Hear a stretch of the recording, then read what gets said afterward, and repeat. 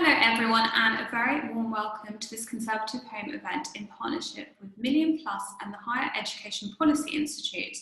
I'm Charlotte Gill, the Deputy Editor of Conservative Home, and today we'll be discussing what modern universities can do to support Britain's recovery. We'll be asking what we've learnt about how our universities have responded to the coronavirus crisis and how they can be utilised to build a better future for the UK. And to set the scenes for today's discussion, we have Professor Thirunamachandran, Chair of MillionPlus and Academic Lead and Chief Executive of Canterbury Christ Church University. And we're very lucky to have the Minister of State for Universities today as well, Michelle Donelan. I know she's got a very busy diary today, so she'll have to leave us after the first part of the debate, but we're very thankful to have some words from her this morning. And we're also joined by Nick Hillman, who's the Director of the Higher Education Policy Institute since 2014. And he previously worked as Chief of Staff and an advisor for David Willetts, the former Minister for Universities and Science. So thank you very much, everyone, for joining today. To start off with, I'm going to ask each panellist to talk for 5 to 10 minutes, just with opening comments about universities and focusing on the central question of today's debate.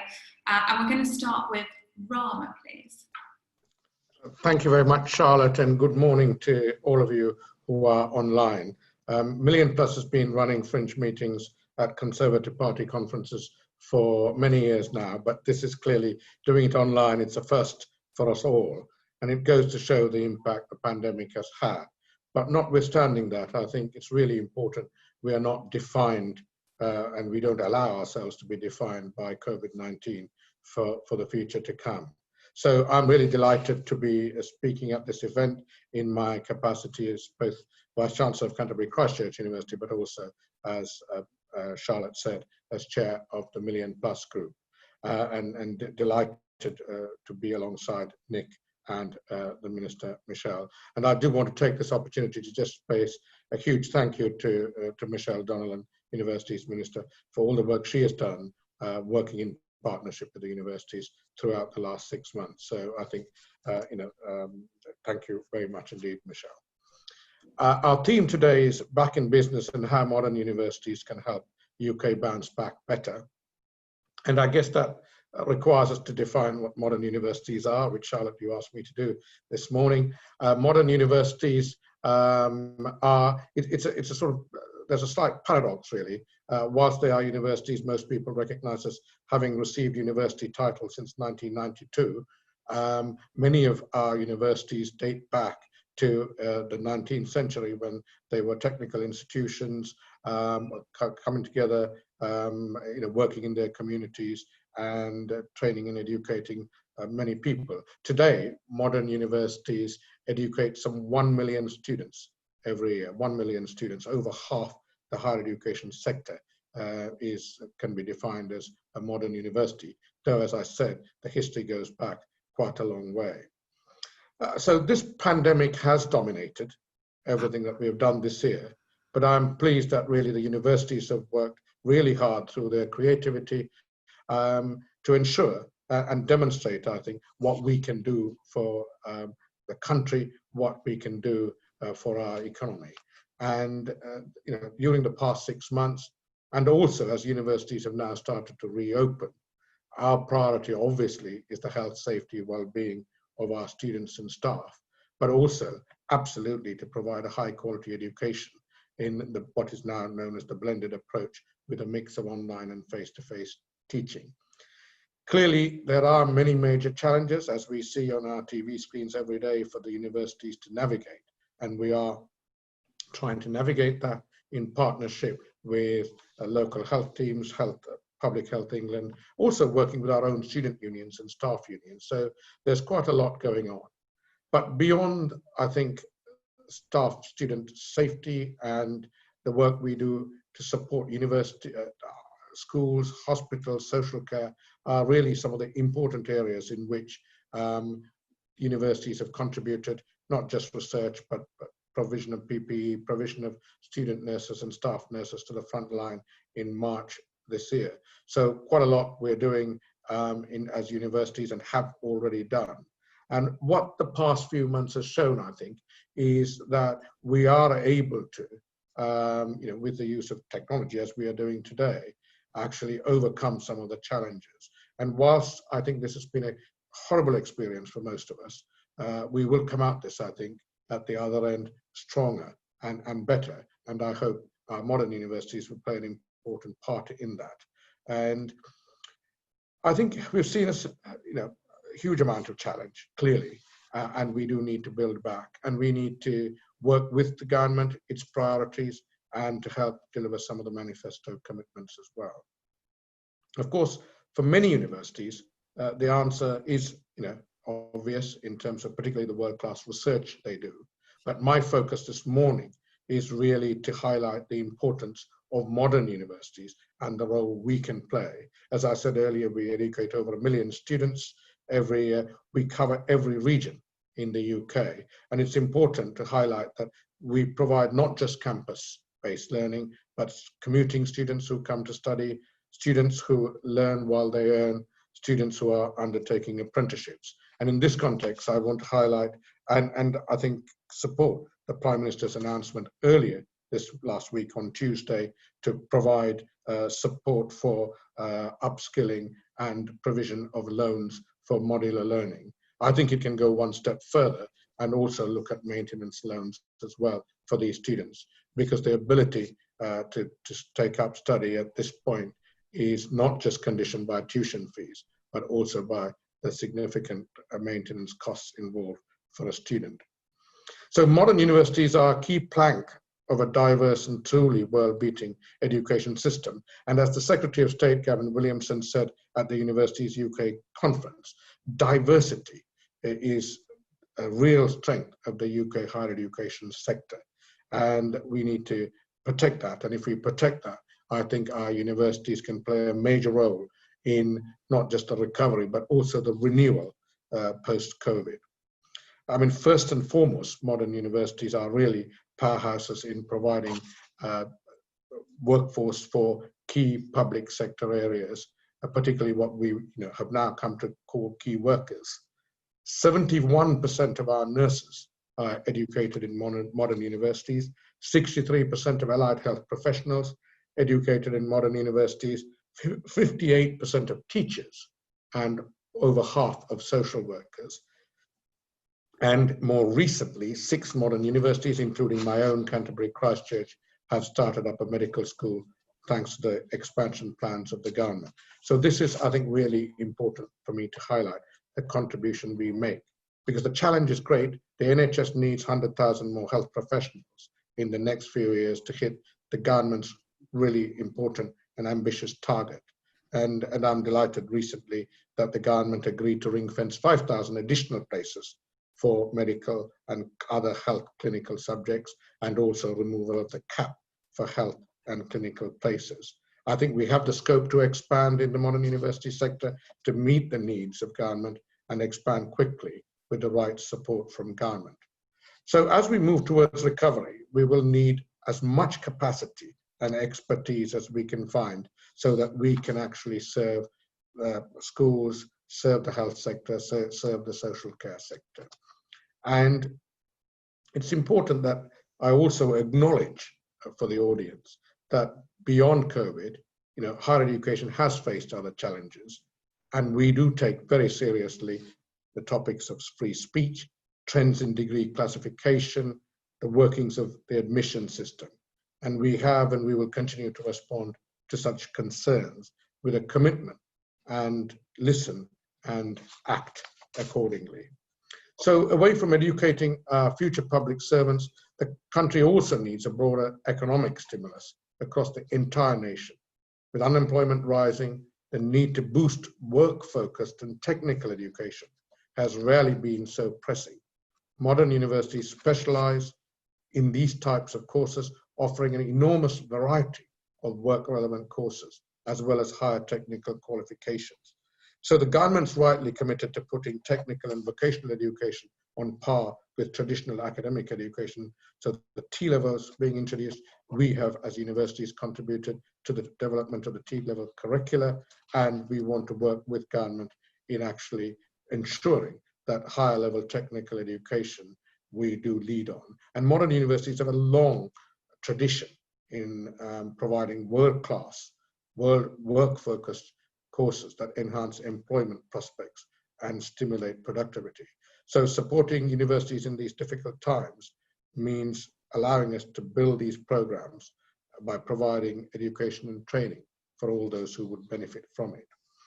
Alongside identifying courses, is there also the ability to boost and stimulate the economy where they can are to be found. What I mean by that is really we need to take account of the fact that locally delivered higher education is critical to serve every part of the country. So we strongly support the levelling up agenda of the government, and we do think we can make an important contribution if we continue to focus resources in a concentrated way just in the rich areas.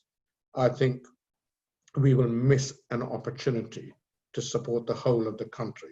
So modern universities serve communities across the UK, the right and the breadth of the country, up and down the country, where we do want to make sure we act as anchors and provide opportunities for local businesses to grow through real world projects, not just education and training, so that we have actually a decentralized model which actually provides benefit to the whole of the country.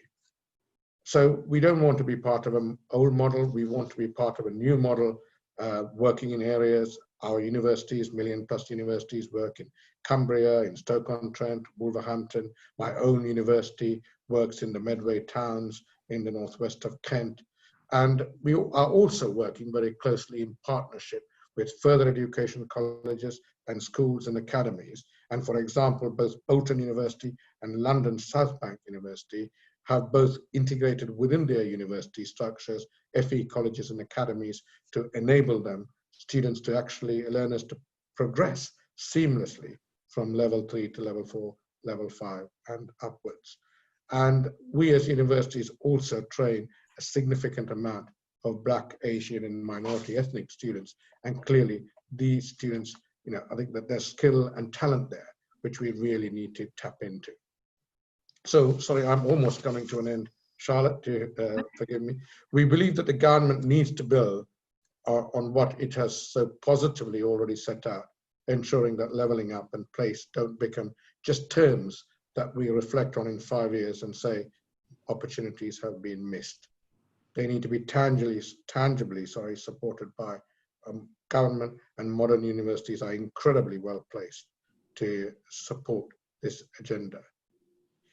If some parts of the UK are unable to recover from the pandemic, then it couldn't ever be said that the UK as a whole will have recovered from it. So we will have dropped the ball by not rebalancing prosperity and opportunity and equity across the country. I know that none of what I've said is easy to sort out overnight, particularly in these challenging times. Some want us to be back to normal. Some want us to find a new normal. But I believe instead of these, I think we can find something even better than what we have had post-COVID.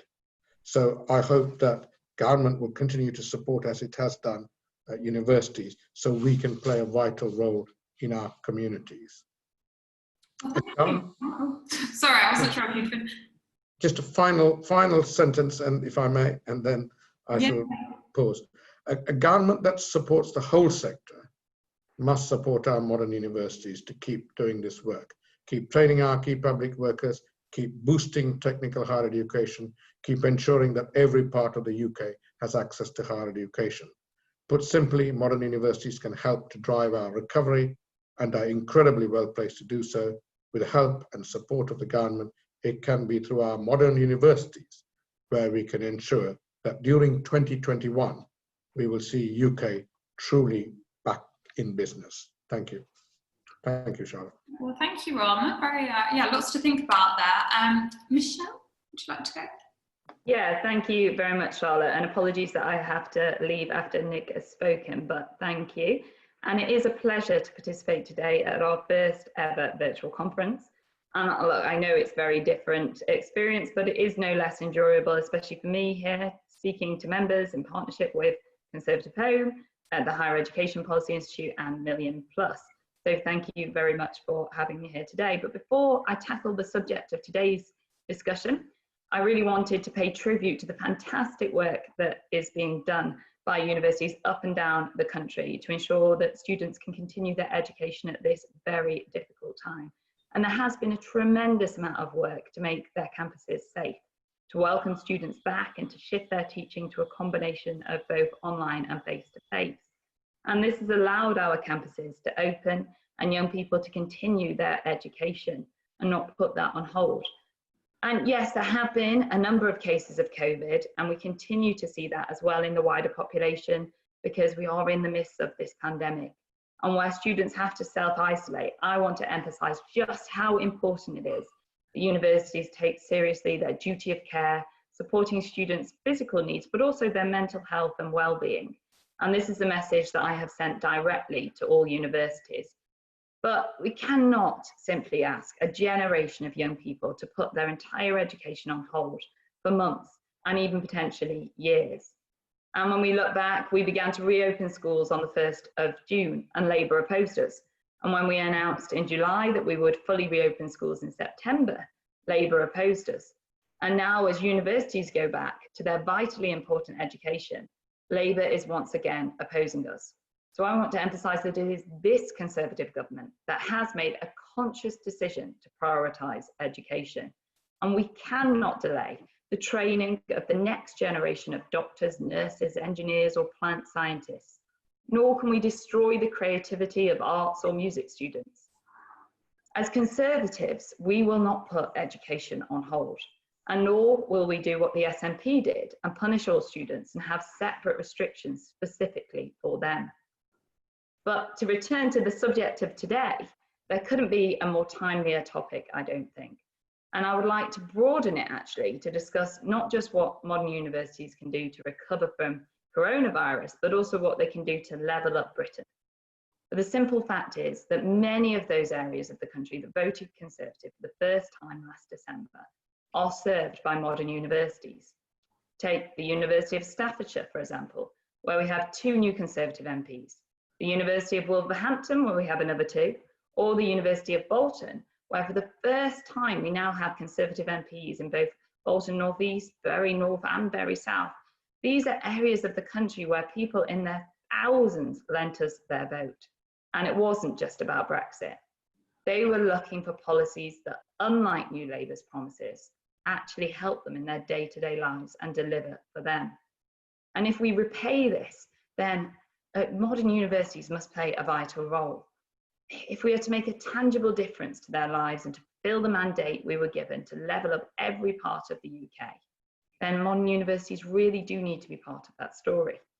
And the good news is that there are already some fantastic examples of things going on. Take the University of Central Lancashire, where more than 300 nursing students have been boosting Britain's COVID-19 testing capacity. The University of Cumbria, delivering apprenticeships with BAE Systems, Sellafield, Rolls-Royce and the BBC, or the University of Sunderland's Institute for Automotive and Manufacturing Advanced Practices, which drives up productivity and supports jobs in the marine, transport, energy and, of course, automotive sectors. These are the faces of modern education, supporting business and transforming lives. But there is much more that both we can do and also universities can do in this mission. And although modern universities are doing a fantastic job, there are still pockets of low quality provision, courses which quite frankly don't deliver on the expectations and dreams that they were sold to young people on. And these are the scenarios where a significant growing minority of young people leave university and work in non-graduate jobs and end up wondering whether they did the right thing. Now, I'm not talking about earnings. No one thinks that the value of a nurse is determined by whether he or she works in a hospital that qualifies for London salary weighting. But if fewer than half of those who enroll on a course never progress to a graduate job, either because the support to complete the course wasn't given to them or because it didn't provide the skills that the employer values, Can we truly look those graduates in the eye and tell them that they definitely got a good deal? And we have a manifesto commitment to tackle low quality in degrees, and we will not flinch from that. But I would much rather that Vice Chancellors acted themselves by shaping their offering to delivering the best outcomes for students. Overall though, I really do want to stress that the majority of courses are high quality. And a fundamental challenge, however, is that where there is too much focus on the 3-year course. So to give an example, over 100,000 people were doing higher national certificates and diplomas in the year 2000. This is reduced to just 35,000 people. It was 100,000 before. But it is these higher technical skills that are exactly what our economy needs. As the Prime Minister said earlier this week, we are short of skilled construction workers, skilled mechanics, we are short of lab technicians, skilled engineers, we are short of hundreds of thousands of IT experts. And only 10% of all adults aged 18 to 65 hold a higher technical qualification as their highest qualification.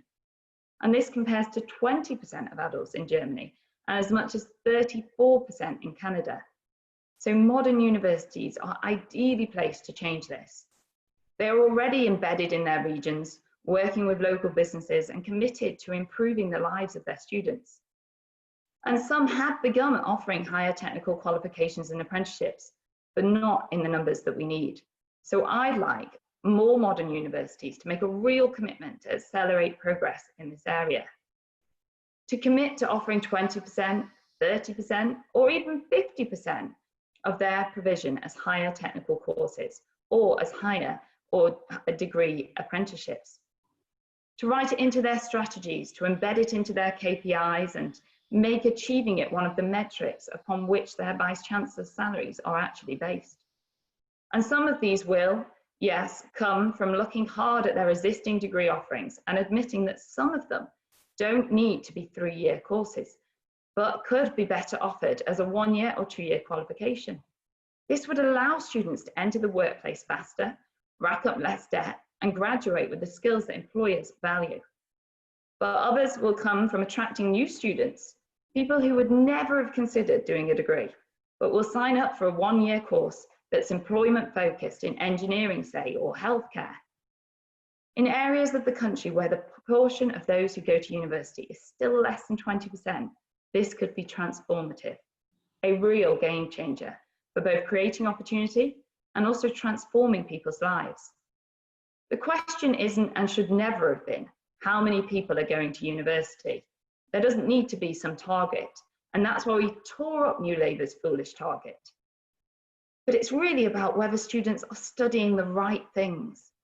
We want everyone who has the ability to benefit to be able to go to a university if they should choose. But we need all young people to be given a real choice and not to feel like there is only one route to success, because far from it. And some of those different routes can and should be found in universities themselves though as well. These changes can start happening now, but in government we know we must do more to unleash the potential of higher education to upskill our country. We're creating new higher technical qualifications based on employer-led standards that will give people the skills they need to start work. And I'm delighted that several modern universities have already signed up to them. And this week, we announced a lifetime skills guarantee so that every student will have a flexible lifelong learning loan entitlement to 4 years of post-18 education, whether it's at their local college or at a university. This will revolutionize our funding model, making it easier to get a student loan to do a year of social care at an FE college or do 2 years of electrical engineering at a modern university. It will be as easy as it is getting a 3-year loan degree to do a PPE at Oxford. It will make it easier for young people to take a 1-year course and then head straight into the labour market, knowing that they can top it up at a later date if they wish. And for older people, it will offer the opportunity to study locally to top up their skills and retrain. Making our higher education system more flexible is something that I've spoken about many times. It is a truly revolutionary idea and something that I am particularly passionate about. It will open up our higher education system to those who would never have dreamt of being able to access it before, making it truly accessible and also crucially, enabling people to upskill and reskill. And we know that this will become increasingly important as we recover from coronavirus, with more people needing to retrain, to upskill, or to switch sectors. So we're going to make sure that people will be able to break up their study into segments, transfer credit between colleges and universities, and take on more part-time study. Maybe somebody will have done a one-year course at Newcastle University when they were 19, but when they turn 30, they will be worried about losing their job and want to be able to top up that degree at, say, Sunderland University, or perhaps to take modules or part-time to get that promotion that they know that is ready and waiting for them if they just have that extra bolt-on of credit in their academic career. Our lifetime skills guarantee will unlock opportunity and level up across this country. We will consult on this matter next year and bring forward legislation as necessary later in the Parliament. This will be a bold transformation that really will help us to level up, and one which this Conservative government will make happen. And our modern universities are playing an absolutely tremendous part in the fight against COVID. Whether that's supporting the testing regime, delivering skilled nurses or other healthcare workers to the front line, or doing all they can to ensure students can continue their education safely at this very difficult time. And I know that they have a vital role to play in helping our economy to recover from coronavirus, but so much more in supporting our vision to level up every part of this country. The reforms which this government is bringing forward will unlock opportunity for everyone, and I am confident that modern universities will be able to play their part. Thank you. Great, and now we have Nick. Well, thanks very much, Charlotte, and thanks to Michelle, and thanks to Rama, and thanks to everyone who's given up their Sunday morning to listen in. For those of you who don't know, Hepi is the Higher Education Policy Institute. We're the UK's only specialist think tank on higher education, and we work with most universities across the UK and a small number of corporates as well. I want to make just 4 points, so I will be quite brief. The first one echoes things that have already been said by Rama and Michelle, which is to note the absolutely outstanding work that most university staff have been doing since March. I know students have had a tough time, particularly students who are self-isolating or in quarantine, but literally every single member of university staff that I have spoken to since March has been working their socks off to allow as much reopening of campuses as possible and to deliver for students, because delaying students to the next academic year was never a sensible solution, and we needed to get back to teaching and learning and all the things the universities do so well. So that's my the first point I wanted to note, and we might want to come back to that, judging it already the comment that's been left in the Q&A. My second point is actually to welcome the government's announcements this week that Michelle was just talking about. There are improvements there to apprenticeships, to student loan entitlements, to adult learning.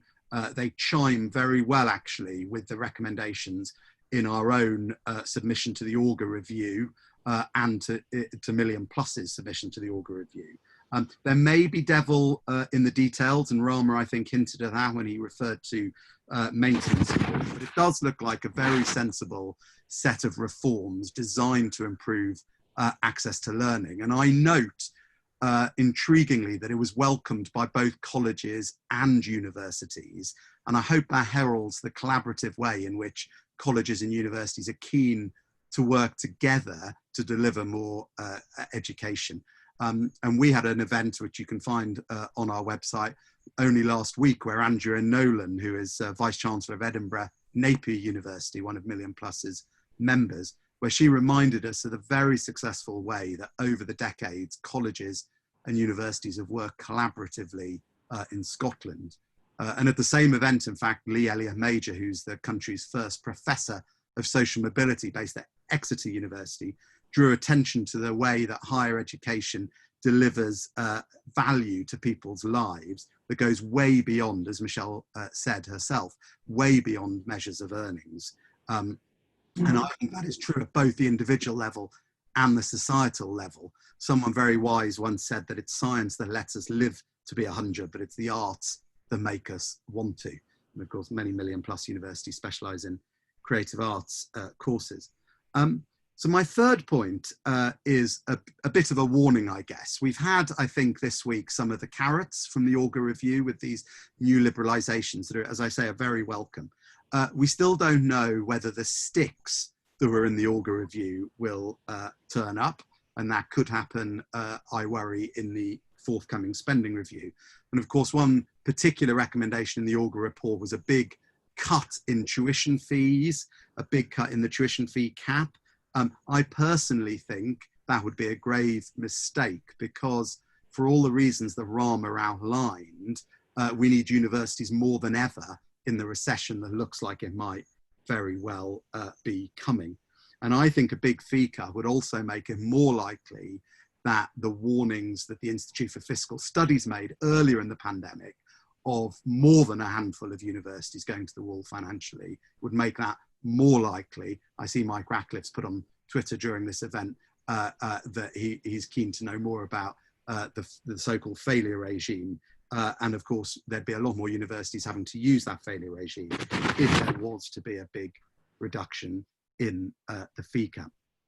I'm not going to say any more about the economic contribution universities make, except to say that the town where I grew up, which is a relatively poor town, but in a relatively well-off part of the country, you know, would have done so much better in recent decades and would do better in the future had it had more higher education or a university. And I think we need to think in those sorts of terms.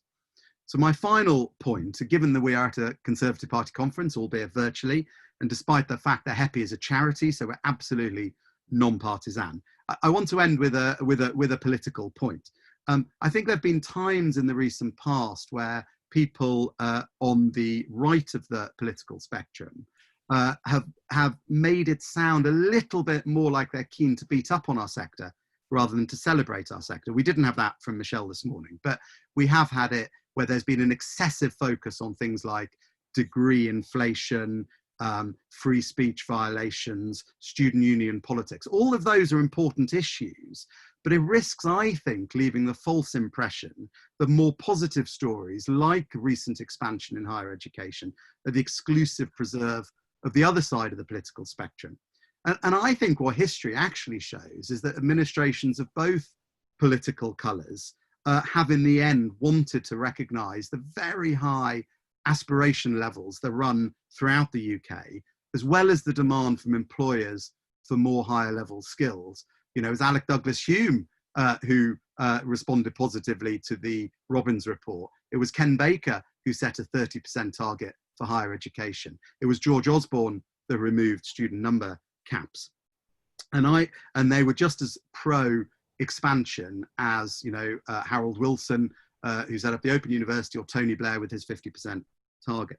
So I'd like to end actually with some words from the current Prime Minister, who said when he was the shadow higher education minister, it must be good for society and the economy if the number of people getting degrees of one kind or another increases. Many thanks. Well, thank you, Nick. Thanks very much indeed.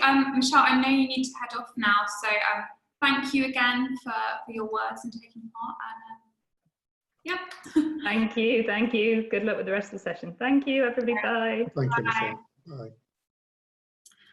So I thought we've had quite a few questions coming in while everyone's been talking, and I thought we'd pick up what Michelle was talking about on the time of courses at the moment, because so many of them are 3 years at the moment, and we've got one question from Mike Ballinger that touches on this, and he says, COVID aside, 3-year degree courses means that many uni buildings are empty for much of the year. Are 2-year courses truly full-time courses a better use of facilities? And I guess, like, expanding on that question, we could just talk generally about how come it is that so many courses are now that length? Do we need to be a bit more flexible? Is that key to unlocking some of the problems? Rama, do you want to begin? Okay, thank you. And I think it's a slight misnomer, I think, that all degree, higher education is full-time and 3 years. Actually, in reality, it isn't. And, roughly half of the student population are part-time students, not full-time students. And there's a wide range of programs, foundation degrees where you can do a foundation degree and then top it up later on if you wish. We have had intensive associate degrees where you do it in 2 years. In effect, you have 3 semesters rather than 2 semesters per annum, and then do it over 2-year periods. So there's quite a lot, and a lot of our courses now are step on, step off, so are not forcing you into 3-year full-time undergraduate degrees. So I think firstly I want to sort of kind of correct that misperception that all, you know, when we talk about universities, everybody's doing a 3-year full-time undergraduate degree. So that isn't the case. The second point I would make is I think the benefit of different types of flexible models will vary from the demographic, different types of demographic. And what I mean by that is I think for an 18-year-old leaving school, going to university and doing a 3-year degree and having that wider holistic student experience, you know, in the old days we would have thought of it as a rite of passage for a small minority of students, is of value. And it's more than just what they learn over the 3 years. It's actually what they experience in terms of the engagement with fellow students, in terms of independent living, etc. And that does probably require a longer period, not an intensively crammed 2-year degree, for example. But then for students who have gone out to work at 16, then want to take up a degree, absolutely right, it's absolutely right that we should have programs which are intensive, either part-time or full-time, where they don't need the sort of experience of student union life and student life and student accommodation life. They just want to get particular skills to enable them in their career. So I think it's a more complex and nuanced discussion rather than, and then I think we really mustn't believe every student in the university is doing 3-year degrees. They're not. But what about, because I guess someone would say for undergraduates, sort of 3-year degrees, do you think those could be carved up a bit more? Yes, and they are. And we are, as I said, doing foundation degrees. We're doing associate degrees now, which are 2-year full degrees, but done in 2 years by carving up the whole of the 24-month period. And the government change to the way we can access tuition fee loans, or students can access tuition fee loans above the 9,250 has made that actually practically possible. And I think it does work for a certain cohort of students, and also works in certain subject areas where that works really well. But I think there is also room for an 18-year-old going from school to a university to do a degree program over a slightly longer period of time, where it's not just about what they study, but it's more broader than that. I'm a governor actually of my local university, which is Buckingham University, which has had a long, given away the Conservative Party conference, a long association with the Conservative government, because Margaret Thatcher was its first chancellor. And they specialise in 2-year degrees, and they do it incredibly successfully.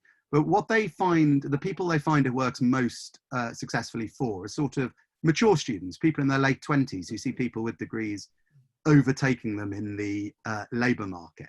It's not what everybody wants. Some people do want the more traditional 3-year degree, and actually 3 years in some countries seems rather short for a degree. Many countries degrees are longer than 3 years. And I actually think one thing we might see, the government's flexing the rules and making it easier for people to get student loans and what have you, which is great.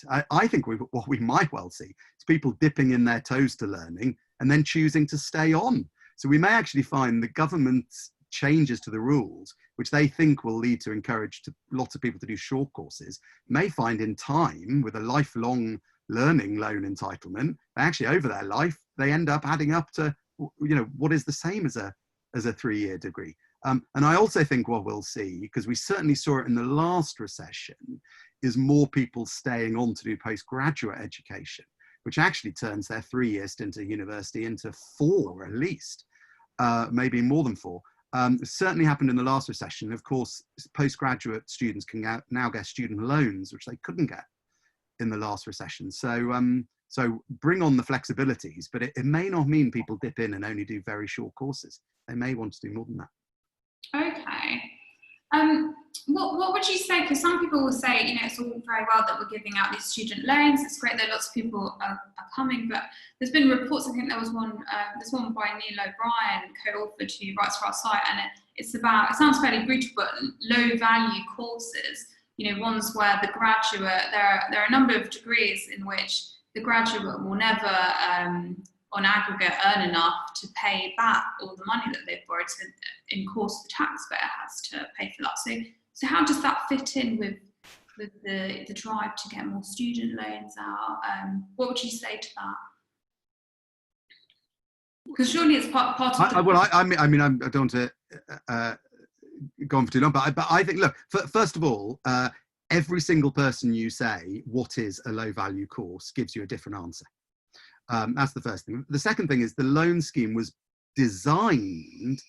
absolutely designed. And as you said in your kind remarks in the introduction, I worked for David Willits when it was being introduced. It was absolutely designed to be a progressive scheme by which many students wouldn't pay back every penny they borrowed, because there's still a generous taxpayer contribution, because we all benefit from having more graduates in society. So take nurses, hospitals with more graduate nurses are safer hospitals across the world. That is true across the world. But nurses won't always pay back the entirety of their loans, but by golly, do we need good nurses. So there's a bit of a difference between that and, say, doing a really arty course. Oh, I'm not saying every single university course up and down the UK is brilliant, and we should be open about our failures and close down courses where they're very poor quality. But simply looking at quality by earnings, which Neil, and I've had very interesting conversations with Neil O'Brien over the years, which Neil's organisation is sometimes tempted to get very close towards, is far too one-dimensional. It's just far too one-dimensional. We'll do it and we'll regret it. Rama, what do you think? Well, I agree with everything Nick has said. I mean, if we go down the route of earnings-based decisions, we won't have any nurses or teachers or any other key workers I referred to. I mean, I agree with Nick also that there are courses. One of the reasons for why we have such a centralized quality assurance agency and the Office for Students and the regulator taking such a keen interest in quality and standards is to make sure that all courses are ultimately of high quality, high standard, and add value to the individual. And when I say add value in a sort of citizenship sense, but also add value absolutely in terms of employability. So if you look at the new employability survey, which was run by government, the 15-month survey, where our students after 15 months after graduating, that there's a really, good story to tell there in terms of employability of our students. But that's not best judged by earnings. That's judged by actually what they are contributing both to the economy and society more broadly. And you referred to the arty courses. I mean, creative arts is one of the biggest economic sectors in the UK. I mean, it's multi-billion pound sector, particularly in the southeast of England. So it is a growing industry. And I mean, if you look at it, it's not just film, radio and television, it's also how digitization of the arts has become a big thing. I mean, game design is one of the biggest industries globally now. So I do think it's really important that, again, we kind of have a kind of holistic conversation about this issue around the value of courses, which is not just a monetary value, as Nick said. Okay, nothing against the arts, but I'm actually quite an arty person, I have to add. But with isn't the problem that there's a slight disparity between, one of the problems is that we have so many students going into certain areas, whereas the economy is demanding, say, like STEM skills, like more nurses, like technological. How do we redress that balance? But Charlotte, I mean, you work for ConservativeHome. I mean, surely Conservatives are in favour of, choice and not manpower planning. I mean, we don't know exactly what skills we're going to need in 10, 20, 30 years' time. But the one thing the university degree, nearly every university degree tries to do, even the ones that have vocational elements built into them, is to deliver transferable. So you find, for example, well, I was just saying that university degrees, even ones that are based on around certifications, try to deliver transferable skills. And one thing we do know from the earnings evidence, even though we shouldn't only look at earnings, one thing we do know from the earnings evidence is your typical graduate goes on earning more throughout their career. And of course, most of the measures of graduate salaries are for how people do 2 or 3 years after they've graduated. And many people, apprenticeships can be absolutely fabulous, but some of the evidence from apprenticeships is if you get skilled up in an apprenticeship for a job and that job doesn't exist in 15, 20 years' time, you're going to need to reskill. We have, let's go back to some of the questions. So, party member 338 asks, the post-18 review of higher education recommended reducing tuition fees to £7,500. How can current higher fees be justified with almost all online learning? Rama, is that something you want to come back to? Yeah, yes. I mean, I think Nick, in his presentation, I think it was his 3rd or 4th point around, the dangers of, reducing tuition fees. And it's much better for Nick to make the argument rather than me as a vice chancellor, because if I make the argument, I would be accused of obviously, self-serving kind of argument. I think a couple of points I'd make. Firstly, is on this immediate issue around online and face-to-face and the blended approach. The cost to the universities since March have been incredible, because actually we are trying to run 2 systems. So here I am on a Sunday morning sitting in my office. We have a campus to run and maintain, or we have 3 campuses to run and maintain. At the same time, we have had to invest significant amounts in IT and learning technologies to ensure that we can actually deliver high quality online delivery. So actually the total costs since March, in terms of per student, have actually gone up. Okay, some of that is startup costs in terms of some of the delivery of technology, but actually it is higher than the other way around.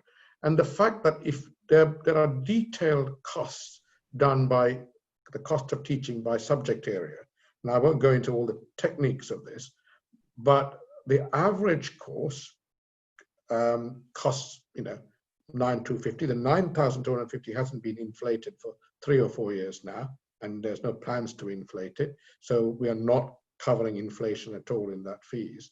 But the important thing I'd make is many of the science programs, and I mean, I have opened up a School of Engineering here since I arrived 7 years ago, and jointly with our neighboring university, a new School of Medicine, which opened this year and has started to take 108 students. And those courses cost a lot more than the tuition fee we charge. And it's partly an indication of that the government actually provides a top up to those science, technology, engineering, and medical courses. So the fee argument is much more complex than perhaps one might believe at first pass. Could I just add 2 points just to that, Charlotte? Obviously, Rama's got the hard data for his own institution and he's right on how the value has been deflated over time. I just want to make 2 other points, because your questioner specifically mentioned the post-18 review by Philip Auger. Well, the post-18 review did recommend a lower fee cap, but it also said the Treasury should make up every penny of the difference. So the Philip Auger himself did not actually say universities should get much less money. He just wanted the money to come from a different source. And my worry is if the fee cap is reduced, the money won't come from a different source, or it will in year 1, but then very quickly drift down again. And the second point I want to make is that the money is called a tuition fee, but it doesn't just go on tuition. And what I'm seeing at the moment is students, quite rightly, demanding all sorts of other things, like really good mental health support, really good careers advice, good support for their student union. All those other things is where the tuition fee pays for all those other things too. So again, we might live to regret a big reduction, because I think students would have a lower fee, which anyway they don't pay back until after they've finished studying, and even then not the whole amount. But they'd say, well, where's my mental health support? You know, where's my access to really good library facilities? So we just need to be a little bit careful what we wish for. Cool. And I have a wider question now. Gavin Williamson's higher education restructuring regime was recently released, and it has several quite, would you say, controversial demands for universities. And I guess the main one that got all the newspapers talking was that he's asked them to prove their commitment to free speech in order to get bailouts. Then it asks universities to reduce administrative costs, to focus on resources on the front line.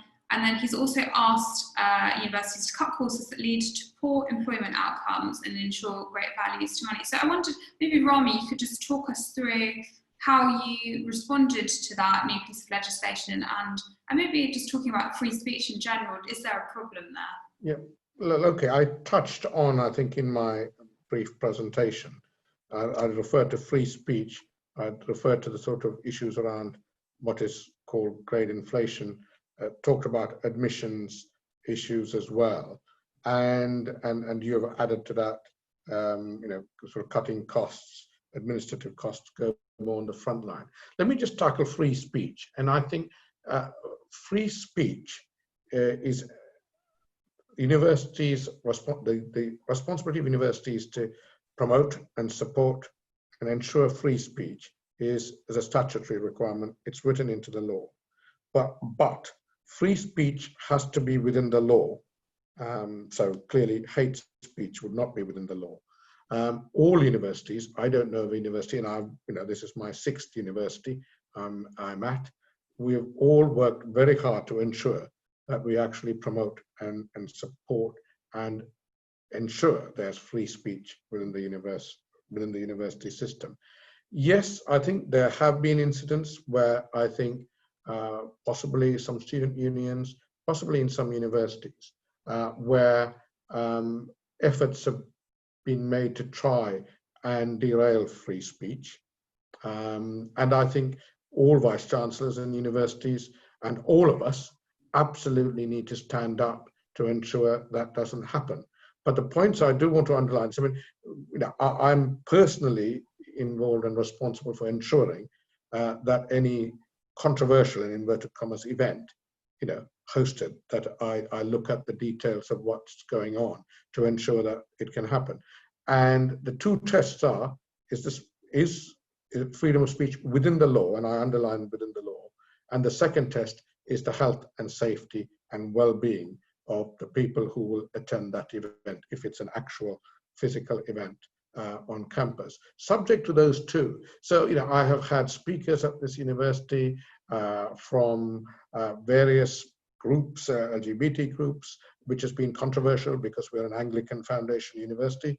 I have stood by the need to provide a platform for them. We have had speakers from the Israeli embassy speaking here, again, quite a lot of controversy, but we have gone ahead with them safely and securely because it is absolutely right thing we should do. The moment we start to, I think, infringe on free speech, I think the whole kind of purpose of universities to some extent, comes into question.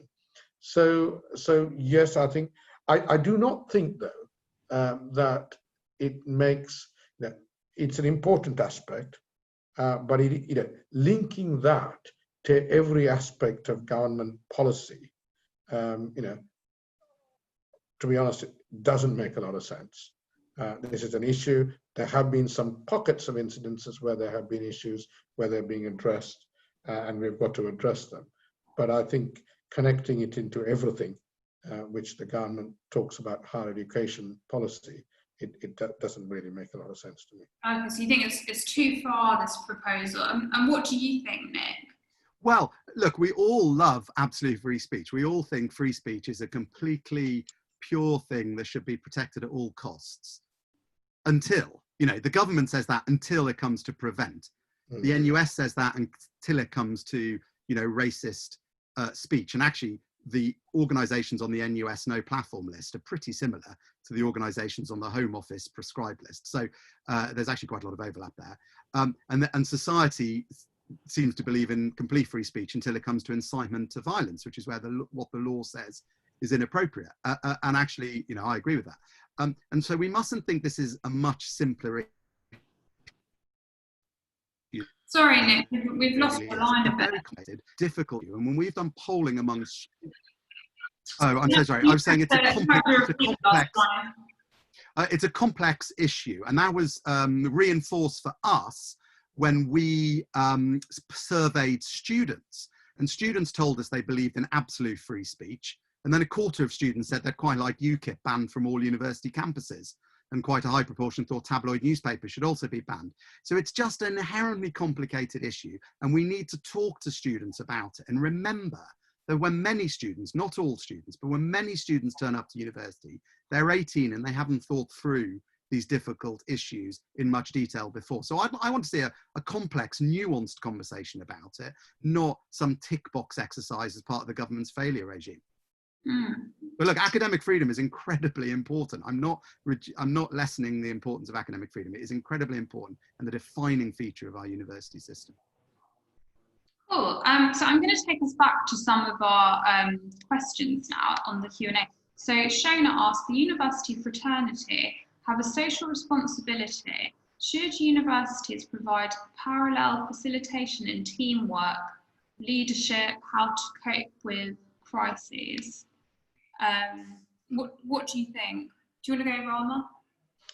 I mean, as Nick earlier referred to the expression transferable skills, and part of every program, we are making sure that students have employability skills and transferable skills, and some of the transferable skills are around the ability to cope and manage in an uncertain world, and where the world is changing fast.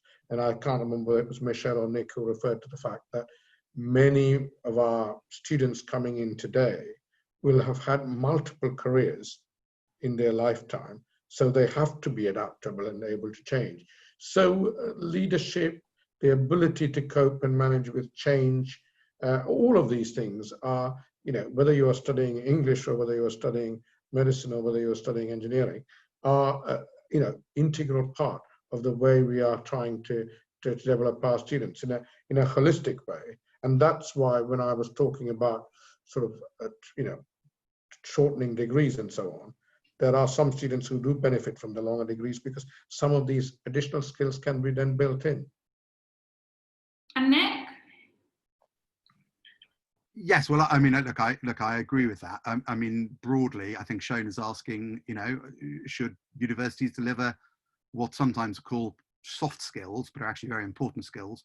And I think absolutely they should. And I think in general, they're much better at it than they were when I went to university 30 years ago. I'm not saying they can't do more, but I'm very struck when I visit universities, which sadly I haven't done since March, but when I visit universities, by how much team working, project-based working is going on. And also placements, of course, placements out in the labour market, which are also hugely beneficial to the students that do them. Okay, and we've got a few other ones. So Mike Thompson asks, has the COVID crisis identified the fault in the education system with regards to the A-level algorithm? Should universities carry out entrance exams? Rama, what do you think? Should Canterbury Christchurch be doing this? No, I think one mustn't make policy on the basis of an event which the world hasn't experienced for 100 years. So that's the first thing to say. We mustn't make policy decisions in a knee-jerk way. The second point, just for the benefit of the audience, is whilst A-levels are the things which we normally talk about in common discourse, there are a whole other range of entry programs. BTEC is the obvious one to mention, through which students enter university. So A-levels is not the be-all and the end-all, and is not the sole kind of means by which students enter university, though it is probably the majority route for 18-year-olds. No, I mean, having sat an entrance exam for an ancient university at an ancient time myself personally, I do not think we should put students through multiple sets of exams. It is a little bit like, when student, an 11-year-old, they're doing 11+ tests, one for the local state system, and then independent tests for several tests for independent schools. That's a huge amount of, I think, wasted effort and pressure one puts on young people, whether they are 11 or 18. So I wouldn't favour a return to entrance exams. I think wherever possible, we should support the current routes, and the A-level route, I think, works well.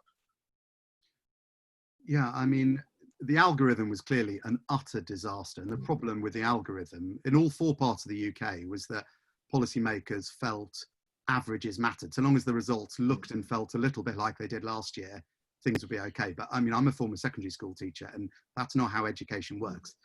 People want to feel their own individual effort is fairly reflected. The problem with A-levels, though, is the 1 in 4 A-level grades is wrong. If you want the data for that, look on our website, some work by Dennis Sherwood. And the reason for that, what I mean by wrong, is if a senior examiner marked the A-level again, they'd give a different grade to the result, up 1 or down 1, or up 2 grades or down 2 grades. And entry exams have all the problems Rama just talked about, all sorts of exams. And I say this as the parent of a boy who's about to take the 11+ because of the part of the country I live in. All exams, however well designed, can be schooled for, and some people will be schooled for them better than others. So what that tells me is pretty much all ways of assessing are imperfect. Leaving it to teachers is imperfect too, because you can have big grade inflation. And so what I think that teaches us is actually the importance of a rounded assessment when we try to match applicants to courses, and not just looking at exam results, but looking at the context of that person's background and whether they're a good fit on a course. And I think that should be true from our oldest universities to our newest universities. That does take time, by the way. Some people who think, because of the exams fiasco this year, let's just move to a post-qualification application or admissions round, have to think about, would there be a sufficient time to get a good match between the individual and the course and the institution? Very interesting. So, we've got a question from Tom from the Good Things Foundation, and he asks, 9 million people in the UK can't use the internet independently. How can unis and government work together to level up digital skills in local communities? What do you think, Rama? I think there are 2 linked issues. One is around digital access. So we have students, either because of where they live geographically or or their financial means, do not have access to internet. So we have, as a university, once we moved to online in March, have had to provide dongles, as they are called, technology, so students can actually get hold of the internet and carry on their learning and carry on their assessments and so on. Then the second thing is around digital skills. And I think there, the universities have an absolutely vital and central role to play in terms of making sure that all our programs, whether we're doing ancient history or mathematics or engineering, that digital skills are an integral part of what we do. And that's what every university does. And the other thing to bear in mind, and I guess I don't know the sort of age of your questioner, is that the current students, certainly the younger students coming straight to university, are hugely digitally literate. What we need to do is to build on that so that they can actually use digital technology in ways which actually help with their learning and in due course with their employment. I mean, technology is transformed, and I think for people of my generation, it's hard to believe how digitally sound our younger generation are. Nick? Well, the only thing I'd add is that before the crisis, people thought very often universities were slow, conservative with a little c, particularly when it came to technology. But actually what the crisis has shown is universities can act very fast, and did that putting their own teaching and learning stuff online, sometimes on a bigger scale, but using the same platform, sometimes new platforms. So and the other, a couple of other things we know. I mean, I remember when I was a student. Sorry, Nick, we just missed the line just. Well, can you repeat your last sentence? Yeah, I'm sorry about the connection problems.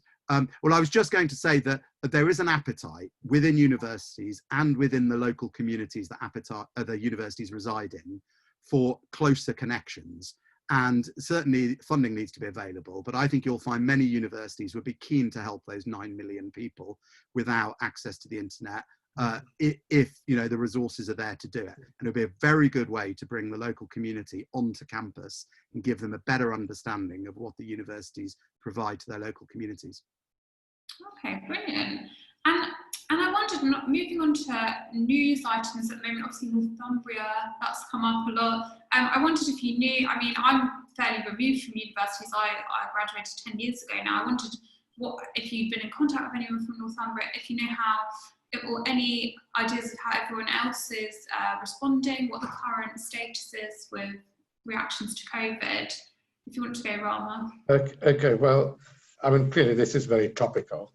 And it was particularly topical last weekend with pictures on our TV screens from, universities up north and in Scotland.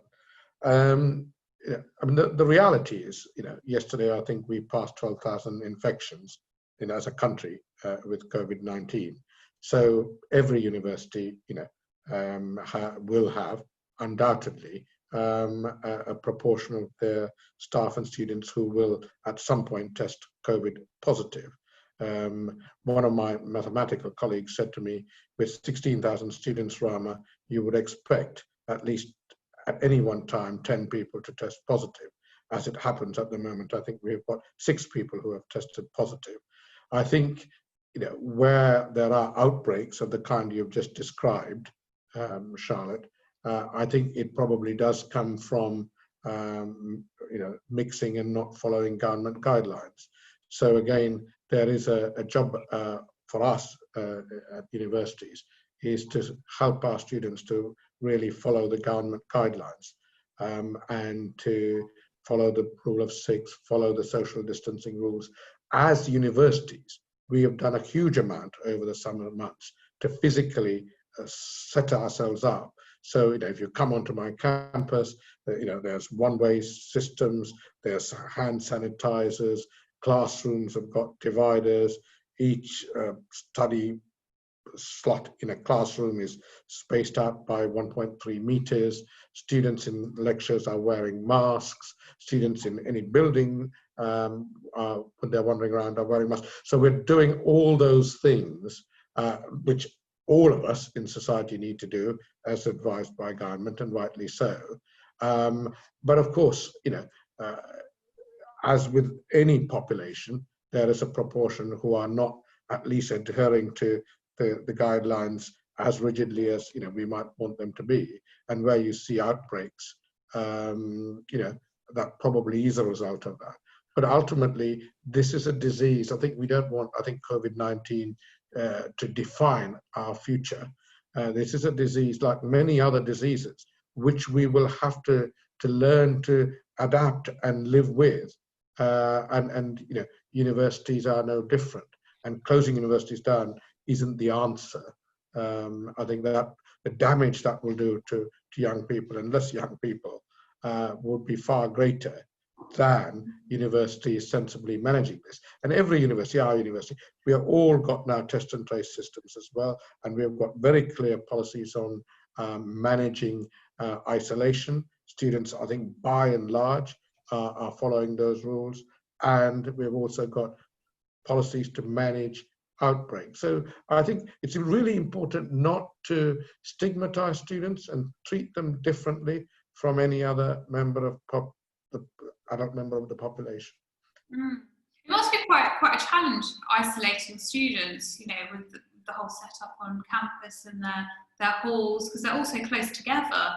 Does that require going to a totally different building? How does that happen? Well, now what happens is, you know, mostly students are now in flats of, you know, a flat with 6 rooms or 8 rooms, and that is defined as a household. So it is the same, you know, as my household at home with my wife and son. So if one of us were to test positive, the 3 of us in my home would isolate, and the 8 or 6 students in that household would isolate. What the universities are absolutely making sure is that those students then can continue to learn online, and those students have got provisions in terms of, you know, food, medication if required, etc. And we do know, all the evidence is that the younger population may have symptoms, many are asymptomatic, but don't invariably get very ill in the way somebody, you know, older or who has vulnerabilities might do. Because one of the astonishing things about Northumbria is it was something like 770 students got coronavirus and 70 had symptoms, which I thought it makes me really wonder about the case level in the population. Nick, what do you think about this area? Well, I'd like to make one point, which is there's been some hints, more than hints, in the media coverage that universities should just not have brought their students back to campus for the new academic year. But I have to say, I think that's wrong. And I think that's wrong for 2 reasons. One, I'm clear in my own mind if I was 18 this year, like every other 18-year-old that I ever meet, they want to get on with their lives. They don't want to stay sitting at home, which they've been doing since March. And secondly, you have to think of the opportunity cost. So not going to university this year, well, the alternatives are woeful. The labour market is very tough. You can't go travelling. And the rule of 6 means you can't socialise at home. So it's not as if normal life could have continued if these people have been living at home. And although there are very large numbers of the sort that you've just mentioned, that's partly a reflection of all the testing that's going on university campuses. And it's partly a reflection, of actually how many students we have. Even those large numbers are a tiny, tiny proportion of the 2.5 million or so students we have up and down the UK. And we mustn't forget that. Cool. And I've got another, so where did that question go? So A. Baker says, why is the interest on student loans so high? Would it not be more fair to replace it with a graduate tax? What do you think, Rama? Nick is much more of an expert on this, so I think I'm going to defer to him first, if I may, Charlotte. Well, I'm happy. Yeah, I'm happy to take this. I mean, graduate taxes don't exist anywhere in the world, is the first point. So countries find them very hard to devise, and there's lots. For example, if people leave the country, you can't get their money back from them. But I mean, the question was also about interest rates. I mean, remember, most students don't pay back the whole of their loan, as Michelle and others were saying earlier. That means, therefore, the high interest rate is not paid back by most people, but it is paid back by the very highest earners. And by the way, the high interest rate only applies, it does apply while you're a student, those 3 years of study. Maybe it shouldn't. The Auger report had some things to say about that. After study, it only applies to people on really quite high earnings, sort of mid-40,000s upwards. So the interest rate is very badly understood, but the really high interest rate only applies to people who've done really well in the labour market after their studies. And so you could get rid of it. You absolutely could get rid of it, but it would be very regressive, because the only people who would really benefit are the high earners who are likely to pay off the whole of their loan to begin with. Emma says, should the apprenticeship model be further incorporated into HE courses in medicine, my field? This is being expanded due to the success of COVID student deployment. Rama, what are your thoughts on that? Yes, I mean, there are 2 things, aren't there? One is, I mean, the reference to the COVID-related sort of fact is a narrow one and a specific one. What happened was some nursing students and some medical students in their final year of study or in their final year of study in March, were fast-tracked into going into the front line to help the COVID-19 effort. So that's a very specific thing. I think more broadly, I think degree apprenticeships and apprenticeships generally, I think are absolutely, an important part of the sort of flexible model we were talking about. And also, so for example, there are going to be new roles.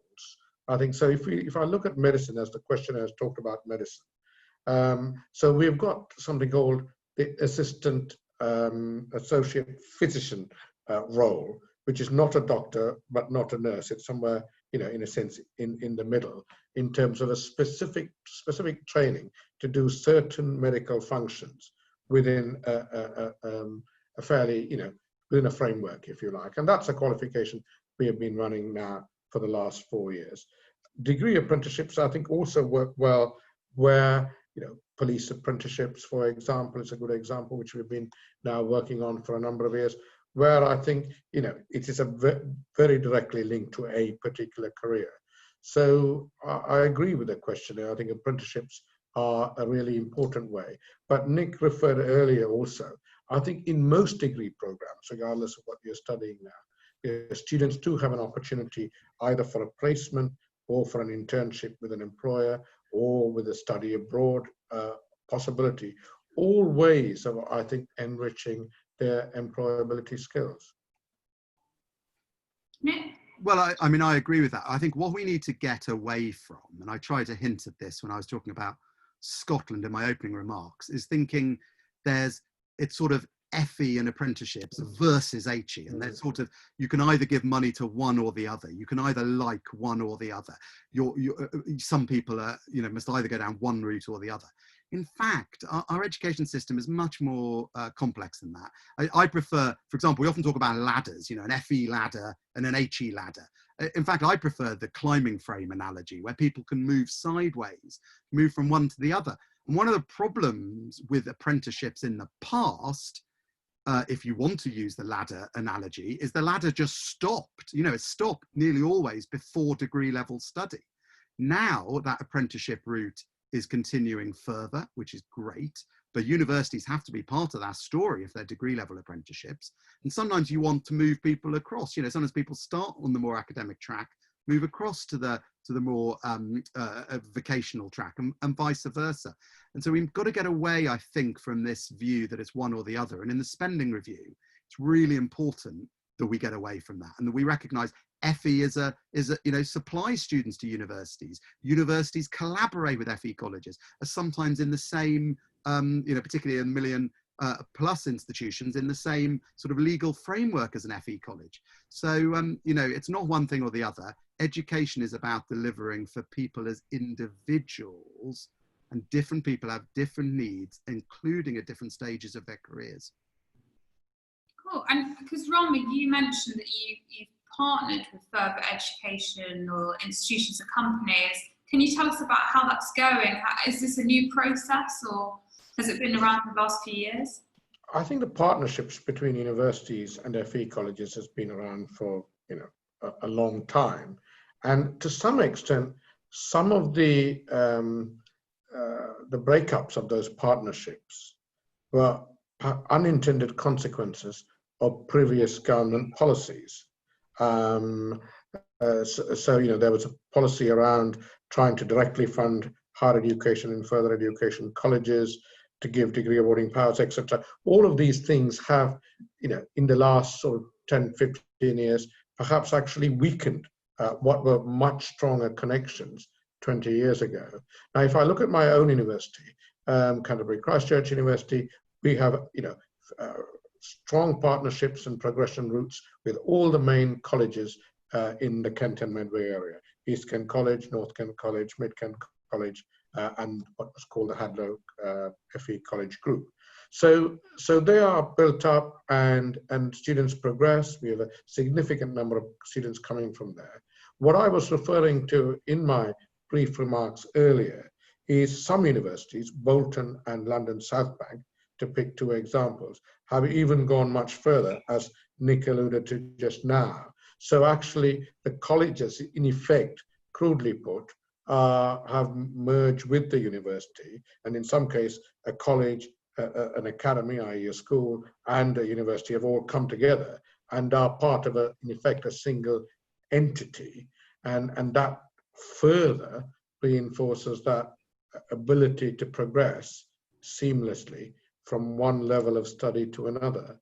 Now, I don't know in great detail about how that has happened. And I know from talking to my fellow vice chancellors at Bolton and London South Bank, there have been some regulatory challenges to bring about three educational bodies, i.e. a school and a FE college and a university, all into the same system and structure. There have been regulatory challenges, but supported by the Department for Education, I think they have been overcome. Great. So as we come to the end of our session, I just wondered, Michelle had talked about New Labour and how it's good that the government had abandoned, Tony Blair set the 50% target for everyone to go to university. Do you think that's sad that we've gone back on that? And if you could, what target would you put on how many people should be going to university? Nick, do you want to? Yes, I think, I mean, I agree with lots of the things Michelle says, and I think it's great that she's so all over her brief. But I just disagree with the government on this. I mean, first of all, I think it's just a political game, actually, they're playing. I mean, we've already surpassed the 50% number. So if you oppose the 50% number, are we really going to stop sending some people that are currently going? And I promise you, if we are, it won't be middle-class families who willingly give up their places. It'll be widening participation, first in family students, people who are getting their first stab at higher education. So I think they're just wrong on that. And I personally, I mean, I wrote a piece, funnily enough, for ConservativeHome a couple of years ago, where I said I thought we should set a new 70% target. And yes, look, I mean, Michelle and Gavin Williamson are right that targets are arbitrary and slightly picked out of thin air. But my argument was not 70% is better than 65% or 75%. My argument was aspiration levels in this country run incredibly high. 97% of mothers of young children want their child to go to university. And so my argument was, look, the demand is there. The question is whether we prepare for that demand or not. Conservatives accept, even if small state conservatives accept, there's a case for spending more on the NHS because we've got an aging population. Well, similarly, I think people across the political spectrum should accept there's a case for expanding education because the demand is there. And final point, because everybody in general is living a lot longer than in the past. And it's reasonable, therefore, that we spend a little bit longer in education, and it could still be a smaller proportion of our lives than some of our predecessors. Thanks, Charlotte. And Ron? I agree with virtually everything Nick said there. I think, it's not about the target number, it's about intent. So if you look at some other countries, South Korea is an obvious example, some of the Scandinavian countries, participation rates are very high. I mean, South Korea is probably 80 or 85% participate in higher education. It's about whether you believe participating in higher education is an economic, but also a social good. And if you look at the evidence base, those who are educated to degree level, their health appears to be better, the sort of their engagement with social disorder is less, etc. So there are wider societal and citizenship benefits as well. And Nick in his presentation earlier did put up some targets which were set by previous Conservative prime ministers or chancellors or actions taken by them. And I'm 100% believer that the more people participating in higher education, the better. But I'm also a believer that that needs to be a range of different types of flexible provision, not a one-size-fits-all for everybody going forward. Well, thank you, Rama. So we're now coming to the end of what's been an extremely interesting discussion. I'd like to thank you both, Rama and Nick, as well as Michelle at the beginning, for your time and insights. I'd like to thank MillionPlus and the Higher Education Policy Institute for making this event possible. And of course, I'd like to thank you, the audience, for tuning in and your questions. If you'd like to watch this event again or share with friends, it will be on Conservative Home's YouTube channel shortly. In the meantime, we hope you'll join us for our next event at 1:30 p.m. It's called Unleashing Great British Enterprise, Delivering on Digital to Drive a Productivity Revolution. Mark Wallace will be joined by Nadine Zahawi, the Minister for Business and Industry, among other guests, to talk about this topic. So thanks very much again, and have a great day, everyone. Thank you very much, Charlotte. Thank you, and thank you, Nick. Thank you, everybody. Thank you, Charlotte.